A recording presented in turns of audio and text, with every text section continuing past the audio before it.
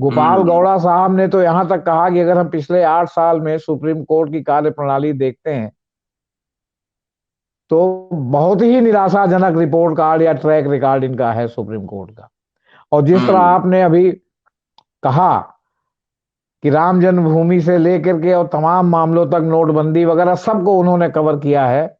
और नागरत्ना के, जस्टिस नागरत्ना के असहमति के फैसले को भी उन्होंने जो है रेखांकित किया है। और ये कहा है कि सुप्रीम कोर्ट जो है वो अपने दायित्वों को पूरा करने में लगभग विफल रहा। संवैधानिक मूल्य आज के तारीख में खतरे में पड़ गए हैं और हम्म। स्थिति आपातकाल से भी बदतर हो गई है। हम्म। आपातकाल का आदेश एक कागज पर था, माने कागज के टुकड़े पर था कि देश में इमरजेंसी घोषित की जा रही है, उसको हम कोर्ट में चैलेंज कर सकते थे। आज की डेट में अघोषित आपातकाल है, हम्म। आपातकाल से भी बदतर स्थिति है। इंदिरा जयसिंह और राजू रामचंद्रन ने एक और बात कही। उन्होंने कहा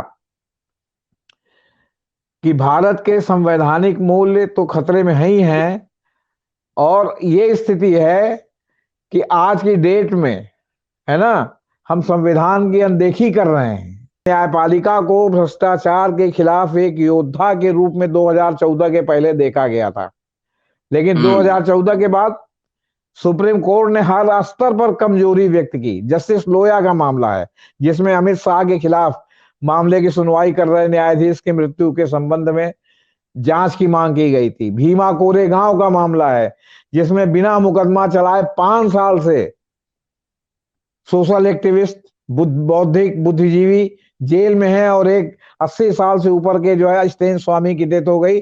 और अभी हाल में, अगर आपको याद हो, ये मैं अपनी तरफ से जोड़ रहा हूं कि एक जो है जो जांच दल का प्रमुख है उसने कहा कि इन लोगों की सभा जो है एल्गार परिषद तथा कथित भीमे गांव का जो विवादित स्थान है जहां दंगा हुआ उससे 40 या 60 किलोमीटर दूर थी और ये लोग कोई उसमें इन्वॉल्व नहीं है। बाबरी मस्जिद विध्वंस में जब ये प्रमाणित नहीं हुआ कि ये जमीन किसकी है, मतलब नजूल की जमीन है, तो आपने एक जो है वो क्या कहते हैं, मतलब समुदाय विशेष को उसके जो है धार्मिक क्या कहते हैं तुष्टीकरण के लिए आपने उसको दे दिया। जो chief of the army staff करके इन्होंने नया पद बना के बिपिन रावत को बैठाया था, उसकी भी आलोचना की कि ये आपने सशस्त्र बलों में उत्तराधिकार की रेखा के साथ हस्तक्षेप किया है।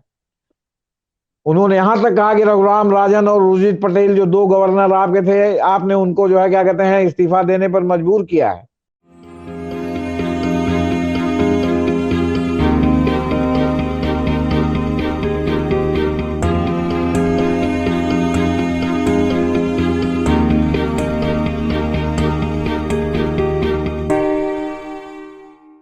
दोस्तों, रतनलाल बोल रहा हूं और आप देख रहे हैं अंबेडकर नामा।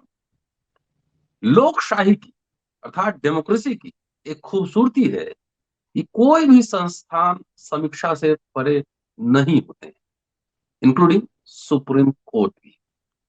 अभी हाल ही में सुप्रीम कोर्ट के जस्टिस पूर्व न्यायाधीश जस्टिस गोपाल वी गौड़ा ने एक व्याख्यान में सुप्रीम कोर्ट के कार्यशैली पर, चाहे वो राम जन्मभूमि बाबरी मस्जिद मसला हो, ईडब्ल्यूएस हो, सोशल जस्टिस हो, और तमाम, चाहे जस्टिस लोया का मसला हो, इन तमाम मसलों को लेकर पिछले 8 साल में सुप्रीम कोर्ट के वर्किंग की समीक्षा की है और बहुत ही गंभीर और गहरे सवाल उठाए। क्या क्या सवाल उठाए हैं, बहुत एक एक पॉइंट से पे उन्होंने बात की है। उन तमाम पहलुओं को जानना हमें और हमारे दोस्तों को बहुत जरूरी है, इसलिए एपिसोड उसी व्याख्यान पर आधारित है। हमारे साथ जेपी सिंह साहब मौजूद हैं, वरिष्ठ पत्रकार, संपादक और एडवोकेट, और आप जानते हैं कि उनकी पैनी नजर इन मामलों पर रहती है। सीधे जेपी सिंह साहब के पास लिए चलता हूं और उनसे जानने की कोशिश करता हूं कि सुप्रीम कोर्ट के फॉर्मर जस्टिस गौड़ा साहब का जो ये पूरा पंच है, जो क्रिटिक है, समीक्षा है, उसके क्या मायने हैं जुडिशरी को लेकर भी और ओवरऑल इंडियन डेमोक्रेसी, भारतीय लोकशाही को लेकर भी। स्वागत है सर अम्बेडकर नामा। जी नमस्कार। नमस्कार सर। जी। जी देखिए प्रोग्राम साहब, कहाँ हुआ था? जी हाँ। ये शनिवार को प्रोग्राम दिल्ली में हुआ था। All India lawyers union, Delhi union of journalist और डेमोक्रेटिक टीचर्स फ्रंट द्वारा आयोजित संविधान बचाओ अच्छा। लोकतंत्र बचाओ पर आयोजित एक राष्ट्रीय सम्मेलन हुआ था। इसमें जी दिल्ली उच्च न्यायालय की पूर्व न्यायाधीश रेखा शर्मा, वरिष्ठ अधिवक्ता इंदिरा जयसिंह, विकास रंजन भट्टाचार्य, आपके राजू रामचंद्रन, ये भी वरिष्ठ वकील हैं, और भी लोगों ने भाग लिया था। जी। अभी तक 3 लोगों का व्याख्यान ब्लैक एंड व्हाइट में बार एंड बेंच और लाइव लॉ पर दिखाई पड़ा, बाकी और जगहों पर यह दिखाई नहीं पड़ा। मतलब जी। कवरेज के मामले में गोदी मीडिया ने लगभग इसका अनदेखा कर दिया, और हम्म। इलेक्ट्रॉनिक मीडिया तो सेठों का सीधे सीधे हो गया है, अब उसमें तो आने का सवाल ही नहीं है। ले दे के एक जी। एनडीटीवी बचा था, तो वो भी अब जो है वो समर्पित हो गया है सरकार के प्रति। हम्म। इस समारोह को आपके गोपाल गौड़ा साहब ने संबोधित किया। इसके अलावा इंदिरा जयसिंह का भी व्याख्यान आया है और राजू रामचंद्रन का भी व्याख्यान आया है। जी। गोपाल गौड़ा ने पूरे 8 साल के कार्यकाल को, 8 साल का मतलब आप समझ रहे हैं कि मोदी जी का जो है वो कार्यभार ग्रहण करने के बाद से लेके अब तक के कार्यकाल को, और इस दौरान जितने भी महत्वपूर्ण मसले आए सुप्रीम कोर्ट के सामने, उस समय सुप्रीम कोर्ट का जो भगोड़ा रवैया रहा या जो राष्ट्रवादी मोड़ का रवैया रहा, उसने संविधान और कानून के शासन की धज्जियां उड़ा दी। गोपाल हम्म। गौड़ा साहब ने तो यहां तक कहा कि अगर हम पिछले 8 साल में सुप्रीम कोर्ट की कार्यप्रणाली देखते हैं तो बहुत ही निराशाजनक रिपोर्ट कार्ड या ट्रैक रिकॉर्ड इनका है सुप्रीम कोर्ट का। और जिस तरह हम्म। आपने अभी कहा कि राम जन्मभूमि से लेकर के और तमाम मामलों तक, नोटबंदी वगैरह, सबको उन्होंने कवर किया है। और नागरत्ना के, जस्टिस नागरत्ना के असहमति के फैसले को भी उन्होंने जो है रेखांकित किया है। और ये कहा है कि सुप्रीम कोर्ट जो है वो अपने दायित्वों को पूरा करने में लगभग विफल रहा। उसने वो कोई हम्म। मुद्दे जो है उस तरह जो है नहीं टच किए जिसके दूरगामी प्रभाव हो सकते थे, और जिसको कानून की कसौटी या संविधान की कसौटी पर कसा जाना बहुत ही जरूरी था देश के लोकतंत्र के लिए। उन्होंने तो यहां तक कहा कि स्वतंत्र और निष्पक्ष चुनाव नहीं हो रहे। उन्होंने यहां तक हम्म। कहा कि इलेक्टोरल बॉन्ड को आपने नहीं लिया, जो पूरे भ्रष्टाचार की जननी है। आपने धारा 370 को नहीं सुना। आपने इस तरह के तमाम मामले जो है वो क्या कहते हैं पेंडिंग लिस्ट में डाल दिए। आपने वो मामले नहीं सुने जहां सरकार असहज होती थी। उन्होंने मतलब आप इलेक्शन समझिए बॉन्ड। कि है जी। Election bond. बॉन्ड हाँ बॉन्ड। हाँ, इलेक्शन बॉन्ड, चुनावी बॉन्ड, मतलब वो हम्म। आपने नहीं सुना। आपने 370 नहीं सुना। इस तरह तमाम मुद्दे जो आपने नहीं सुना, आपने उनको लटका दिया। यहां तक उन्होंने कहा कि चुनाव आयोग आपका जो है वो क्या कहते हैं, आपने उसको अपनी सरकार का एक संस्थागत हिस्सा बना दिया है, जो कि वो स्वतंत्र संवैधानिक निकाय है। सीईसी स्वतंत्र संवैधानिक निकाय है, लेकिन आपने उसको सरकार का हिस्सा बना दिया। सीबीसी, सॉरी, सीईसी विजिलेंस वाला। तो कहने का हम्म। मतलब है कि उन्होंने एक प्रकार से पूरे सरकार के 8 साल के जुडिशियरी का उन्होंने पोस्टमार्टम कर दिया। हम्म। और इंदिरा जयसिंह और राजू रामचंद्रन ने भी इनसे पीछे नहीं रहे, और इनके बहुत से मुद्दों को जो इन्होंने छुआ उसको छोड़ करके उन्होंने यहां तक कहा कि संवैधानिक मूल्य आज के तारीख में खतरे में पड़ गए हैं, और स्थिति आपातकाल से भी बदतर हो गई है। आपातकाल का आदेश एक कागज पर था, माने कागज के टुकड़े पर था कि देश में इमरजेंसी घोषित की जा रही है। उसको हम कोर्ट में चैलेंज कर सकते थे। आज की डेट में अघोषित आपातकाल है, आपातकाल से भी बदतर स्थिति है। और हम उसको, चूंकि कागज में नहीं है आपातकाल, तो हम उसको जो है चैलेंज भी नहीं कर सकते कोर्ट में कि कोर्ट ऑफ लॉ में कसा जाए कि ये उचित है कि अनुचित है। तो आज की स्थिति जो है वो क्या कहते हैं, मतलब ये हुई है। दूसरी बात जो है, जो इंदिरा जयसिंह और राजू रामचंद्रन ने एक और बात कही। उन्होंने कहा कि भारत के संवैधानिक मूल्य तो खतरे में ही हैं, और ये स्थिति है कि आज की डेट में, है ना, हम संविधान की अनदेखी कर रहे हैं। और आपको बताएं कि मतलब आज की डेट में हमें यह पढ़ाया जा रहा है कि जैसे अभी तक संविधान था ही नहीं। अभी तक कोई संविधान था ही नहीं। मतलब आज की डेट में हमें यह बताया जा रहा है कि जो अब हम लोग कर रहे हैं वो सब संविधान है। मतलब गजब स्थिति है। आपसे मैं बता रहा हूं कि मतलब एकदम जो है, अब क्या कहें। अब आपको जो है वो कहिए पॉइंट वाइज बताएं कि उन्होंने क्या क्या कहा। पॉइंट वाइज बताइए, वो ज्यादा जरूरी है। एक एक पॉइंट पे उन्होंने देखिए बहुत ही विस्तार से 2014 बात से रखी। पहले की, देखिए 2014 में मोदी सरकार आई, उसके पहले सुप्रीम कोर्ट के दृष्टिकोण के विपरीत इन्होंने कहा कि उच्चतम न्यायालय उच्च न्यायिक राजनीतिक दांव से जुड़े मामलों में केंद्रीय कार्यकारी के खिलाफ जाने में संकोच नहीं कर रही थी 2014 के पहले।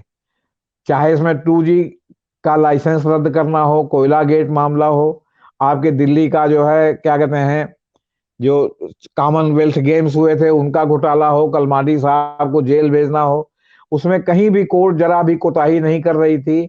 और जो प्रमुख टिप्पणियां थी कि सीबीआई पिंजरे का तोता है, ये भी सुप्रीम कोर्ट ने कहा था। जी। लेकिन और उसको ये समझा गया कि ये जो है वो क्या कहते हैं, भ्रष्टाचार के खिलाफ, जो सार्वजनिक जीवन में भ्रष्टाचार है, सार्वजनिक जीवन में, सार्वजनिक जीवन का मतलब कि जो उच्च स्तर पर जो भ्रष्टाचार है, जिसका आमतौर पर जो है तमाम तकनीकी कारणों से अनदेखा कर दिया जाता है, उसका उसने संज्ञान लिया। और आपको याद होगा कि जो है आपके तमिलनाडु के मंत्री मारन बंधुओं का कितना जो है बाजा बजा जो है वो आपके 2G घोटाले में। एक प्रकार से अगर उनकी जड़ें ना होती तो उनका राजनीतिक मर्डर हो जाता, जबकि बाद में निकला कुछ नहीं। आपके करुणानिधि की लड़की तक उसमें जो है मतलब क्या कहते हैं जेल जाने की नौबत आ गई। तो कहने का मतलब कि न्यायपालिका को भ्रष्टाचार के खिलाफ एक योद्धा के रूप में 2014 के पहले देखा गया था। लेकिन 2014 के बाद सुप्रीम कोर्ट ने हर स्तर पर कमजोरी व्यक्त की। जस्टिस लोया का मामला है, जिसमें अमित शाह के खिलाफ मामले की सुनवाई कर रहे न्यायाधीश की मृत्यु के संबंध में जांच की मांग की गई थी। भीमा कोरेगांव का मामला है, जिसमें बिना मुकदमा चलाए 5 साल से सोशल एक्टिविस्ट, बौद्धिक बुद्धिजीवी जेल में है, और एक 80 साल से ऊपर के जो है स्टेन स्वामी की डेथ हो गई। और अभी हाल में अगर आपको याद हो, ये मैं अपनी तरफ से जोड़ रहा हूं कि एक जो है जो जांच दल का प्रमुख है उसने कहा कि इन लोगों की सभा जो है एल्गार परिषद तथा कथित भीमे गांव का जो विवादित स्थान है जहां दंगा हुआ उससे 40 या 60 किलोमीटर दूर थी, और ये लोग कोई उसमें इन्वॉल्व नहीं है। इसमें कई लोगों की जमानत हुई, कई लोग जमानत के लिए जद्दोजहद कर रहे हैं। इसमें जो बौद्धिक विचारक थे इन्होंने इसमें दिमाग पर ताला लगाया।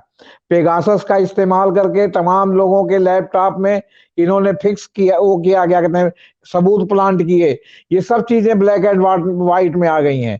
तो राफेल राफेल में आपने कहा कि अनुच्छेद 32 के तहत ये विचार करने योग्य नहीं है, लेकिन आपने उसके मेरिट पर भी 4 बातें कही। आपने आधार कार्ड, आपने नोटबंदी, मतलब आपने मतलब तमाम स्तर पर आपसे बताने कितनी कमजोरी का फैसला किया। और आपने कोविड में जो लोग पैदल चले थे उन पर आपने राष्ट्रवादी मोड में जो है पहले फैसला कुछ किया, और बाद में जब आलोचना होने लगी तब आप आए कि हाँ ये तो इनके साथ बड़ा अन्याय हो रहा है। 1600 किलोमीटर लोग पैदल चले। आपने बाबरी मस्जिद विध्वंस में जब ये प्रमाणित नहीं हुआ कि ये जमीन किसकी है, मतलब नजूल की जमीन है, तो आपने एक जो है वो क्या कहते हैं मतलब समुदाय विशेष को उसके जो है धार्मिक क्या कहते हैं तुष्टीकरण के लिए आपने उसको दे दिया। और आपने जो है जो अल्पसंख्यकों का जो है वो था, जो 50-70 साल पहले जो मूर्ति रख करके प्राकट्य कर दिया गया था, उनको आपने अयोध्या की 5 किलोमीटर पेरीफेरी में दे दिया। इनका कहना था गौड़ा साहब का कि आपने जो ये किया इसके बाद जो है पंडोरा बॉक्स खुल गया। तमाम जगह चाहे काशी मथुरा हो, चाहे ज्ञान वापी बनारस हो, उसका मुद्दा नए सिरे से उछलने लगा। यहां तक कि जो 1991 का पूजा अधिनियम है कि इस बाबरी मस्जिद को छोड़ के, राम जन्मभूमि को छोड़ के, जो भी 1950 में जिस स्थिति में था अब आगे उस पर कोई विचार नहीं हो सकता, आप उसको चैलेंज होने लगा। और ये खाली आपके जो है अयोध्या में जो आपने लिव लिव लिव लिव वाला जजमेंट दिया, जब अयोध्या में क्लियर था कि ना इनका मालिकाना है ना उनका मालिकाना है, तो जो नजूल की जमीन थी, आपको नजूल की तरह उसमें जो है सर्वधर्म समभाव का जो है वो रखना चाहिए था, कि आपने उसको जो है एक तरफा कर दिया। उन्होंने कहा इसकी वजह से दक्षिणपंथी ताकतें बहुत मजबूत हो गई हैं, आपसे बता रहे हैं। तो सवाल इस बात का है कि उन्होंने मतलब क्या नहीं कहा, आपसे बता रहे हैं। उन्होंने कहा कि आज देश में अल्पसंख्यक डरे हुए हैं, देश में स्वतंत्र और निष्पक्ष चुनाव अब नहीं होते, सत्ता में आने वाली सही प्रतिक्रियावादी ताकतों को वैध बनाने के लिए चुनाव अनुष्ठान बन गए हैं। इस लोकतांत्रिक पतन के परिणाम स्वरूप दलितों के लिए भारी सामाजिक और आर्थिक संकट पैदा हो गया है, और ऐतिहासिक रूप से वंचित समूह जैसे आदिवासी मुसलमान अपने अस्तित्व के लिए भय की मनोवृत्ति में जो है क्या कहते हैं मतलब इस समय पहुंच गए हैं। तब अब सवाल इस बात का है कि जब चुनाव निष्पक्ष और स्वतंत्र नहीं होते तो संसदीय लोकतंत्र के लिए बहुत बड़ा खतरा उत्पन्न होता है। चुनाव वंचित होने के कारण सही प्रतिक्रियावादी ताकतें पैदा होती हैं, जो वास्तव में प्रतिक्रियावादी जो है मतलब प्रतिक्रियावादी होते हैं। उन्होंने कहा भारत में धर्मनिरपेक्ष गणराज्य के आधार को बदलने के लिए सीएए और एनआरसी जैसे आपके उपकरण लाए गए हैं, जो मतलब पूरी तरह से जो है आप समझिए कि गलत हैं और असंवैधानिक हैं। उन्होंने राज्यों के राजकोषीय दबाव और राज्यपालों के कार्यालय के दुरुपयोग के माध्यम से संघवाद के सिद्धांत को कमजोर करने की बात कही। उन्होंने कहा कि निर्वाचित सरकारों की शक्तियों को कमजोर किया जा रहा है एनआरसी और जो है क्या कहते हैं सीए ला करके। नोटबंदी के बारे में उन्होंने कहा कि केंद्र सरकार ने आरबीआई को प्रस्ताव पारित करने का निर्देश दिया था और केंद्रीय बैंक द्वारा वैधानिक शक्तियों का कोई स्वतंत्र प्रयोग नहीं किया था। जस्टिस बीवी नागरत्ना की असहमति के लिए उनकी सराहना करते हुए उन्होंने कहा कि इस देश में संवैधानिक लोकतंत्र को बनाए रखने के लिए अकेली न्यायाधीश के पास साहस और दृढ़ विश्वास था। उन्होंने पत्रकारों के हमलों को भी छुआ।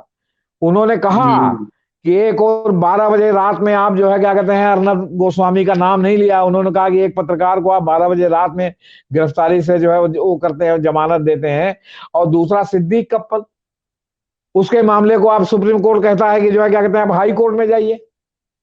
मैंने हाई कोर्ट में महीनों घिसने के बाद पहले जो है यूएपीए में जमानत हुई, तो फिर अब जो है पीएमएलए में जमानत हुई, और अब आपने टेक्निकल रूप से फंसा रखा है उसके बेल बांड को लेके, उनका सत्यापन होगा तब जो है जो बेल लेने वाले लोग हैं जिन्होंने बेल बांड दाखिल किया है उनका सत्यापन होगा। तो सत्यापन ही अभी तक यूएपीए में नहीं हुआ, पीएमएलए तो बात का मामला है।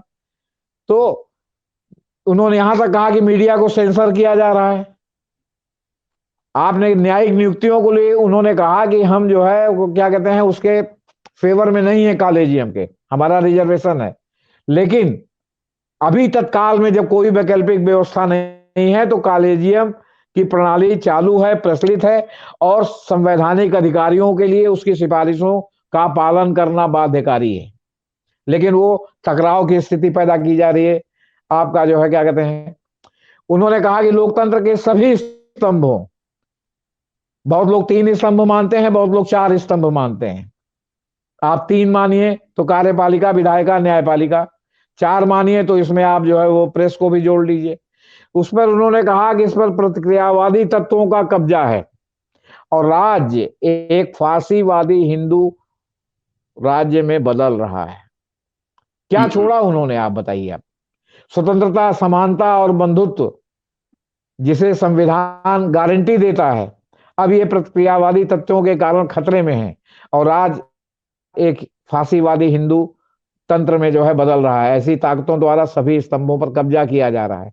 उदाहरण के लिए नागरिकता संशोधन अधिनियम समान नागरिकता से इनकार करता है। यह धर्मनिरपेक्षता के खिलाफ है जो हमारे लोकतंत्र का आधार है। उन्होंने यहां तक कहा कि राज्यों को आपने तैयारी का समय नहीं दिया और कोविड महामारी में आपने लॉकडाउन लगा दिया। सूक्ष्म, लघु और मध्यम उद्योग प्रमुख रूप से प्रभावित हुए, अर्थव्यवस्था नीचे चली गई, प्रगति और विकास ठप हो गया। क्या नहीं कहा उन्होंने कहा कि चुनाव आयोग एक आपका संवैधानिक निकाय है जो आपके क्या कहते हैं कार्यपालिका के दबाव में जो है मतलब फंस गया है। 2017 के गुजरात चुनाव की घोषणा के दौरान एक और आम आदमी विधायकों की मनमानी अयोग्यता थी, जिसके लिए सुप्रीम कोर्ट ने बाद में इसे खारिज कर दिया था। जस्टिस रावत ने तो जो chief of the army staff करके इन्होंने नया पद बना के बिपिन रावत को बैठाया था, उसकी भी आलोचना की कि ये आपने सशस्त्र बलों में उत्तराधिकार की रेखा के साथ हस्तक्षेप किया है।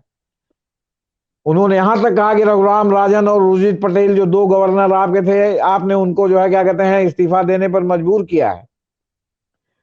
आपने कहा, जस्टिस गौड़ा ने, कि अनुच्छेद 15 और 16 सामाजिक रूप से पिछड़े वर्गों के लिए आरक्षण की कल्पना करते हैं।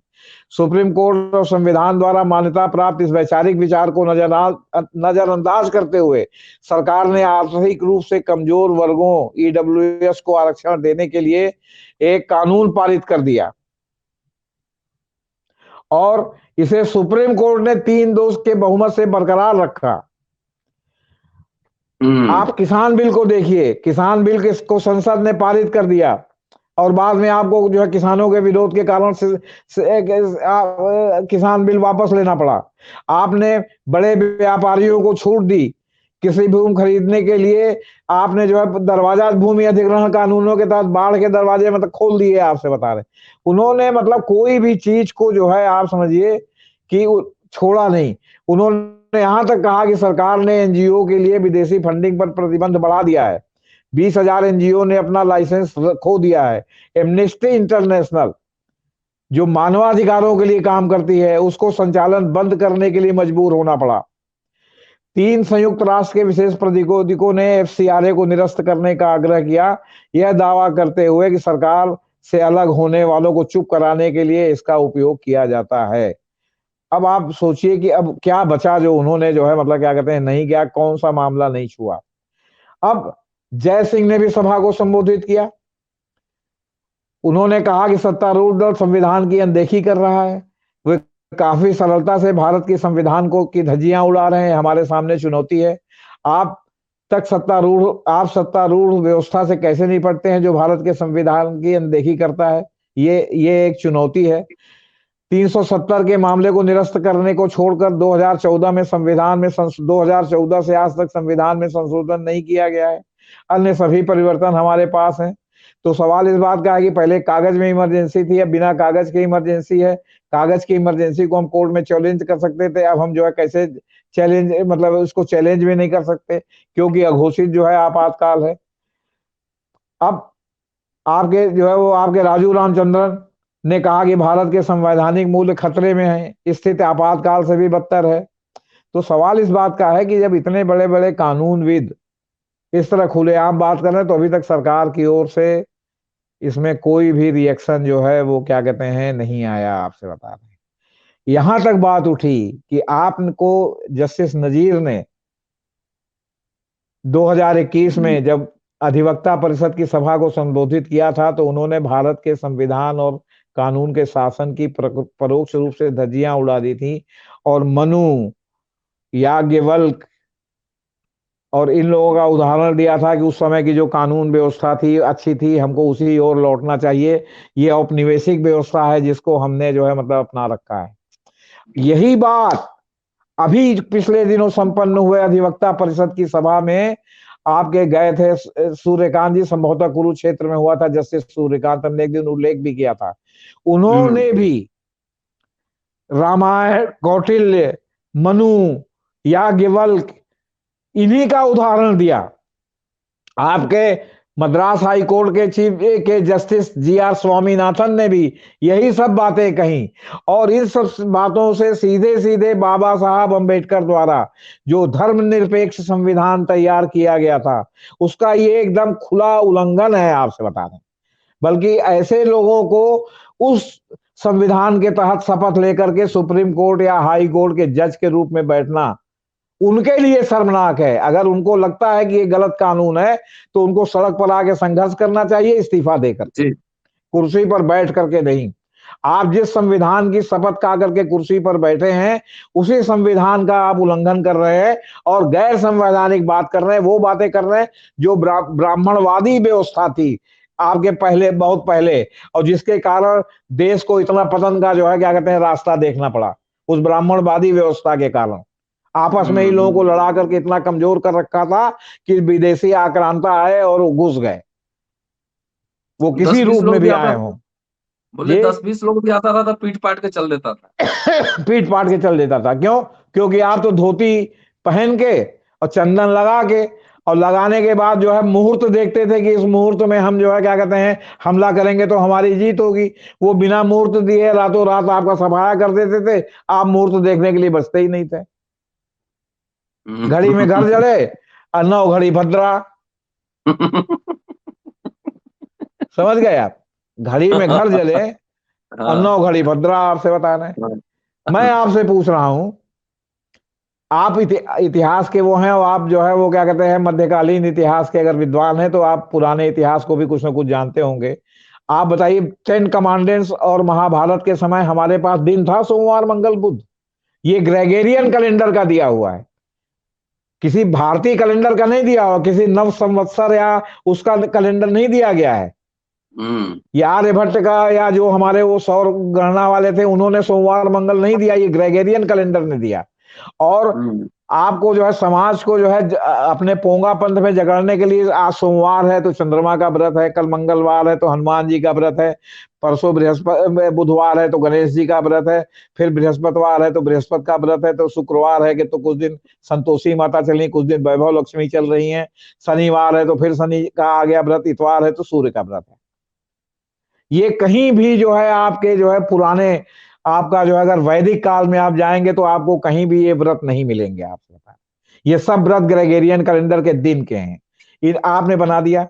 अब जो आपकी तिथि सौर गणना से आती है कि आज होली है, इस तिथि को इस तिथि को दिवाली है, तो आपके लिए उस दिन वो दिन महत्वपूर्ण हो जाता है कि आज मंगल है, अरे होली है तो आज मंगल के दिन कैसे जो है नॉनवेज खाएंगे आप, जो है वो बुध के दिन नॉनवेज का रहेगा।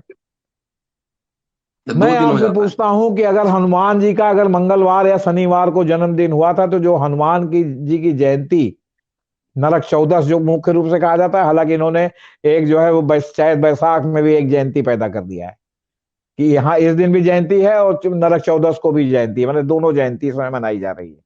वो दोनों जयंती 90% सौर गणना और तिथि के अनुसार मंगलवार और शनिवार को नहीं पड़ती।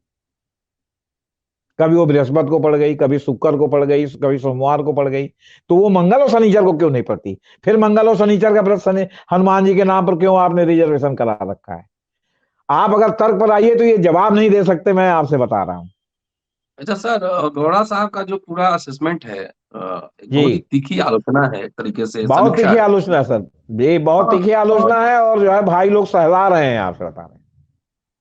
उसका कोई भाई लोग अपनी पीठ सहला रहे हैं कि ये जो है गौड़ा साहब ने क्या कह दिया, आपसे बता रहे हैं। और उसके बाद जो बचा खुचा था इंदिरा जयसिंह और राजू रामचंद्रन ने कह दिया, आपसे बता रहे हैं। धज्जियां उड़ा दी, धज्जियां, आपसे बता रहे। आप सोचिए, दलित, अल्पसंख्यक, मतलब बहुसंख्यक में कौन सी चीज छोड़ी गौड़ा साहब ने, बताइए साहब।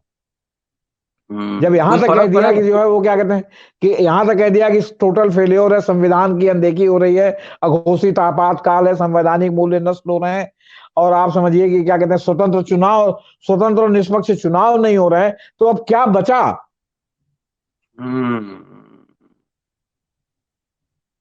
एकदम सही बात है। जी, ठीक है सर, शुक्रिया। और देखते हैं, जेपी सिंह साहब ने बहुत ही विस्तार से बताया कि गौड़ा साहब ने क्या कहा है, और देखते हैं कि देश के पॉलिटिकल क्लास पे और जो शासक वर्ग है जिसके हाथ में सरकार है, अ, क्या प्रभाव पड़ता है, क्या कोई सुधार की उम्मीद है, या विमर्श जारी रहेगा। आप देख रहे थे अम्बेडकरनामा, जेपी सिंह साहब को सुन रहे थे। पूरा वीडियो सुनिए, सुनाइए, बच्चों को भी सुनाइए, शेयर और सब्सक्राइब करते रहिए। जल्दी आपसे मिलता हूं अगले एपिसोड में। शुक्रिया।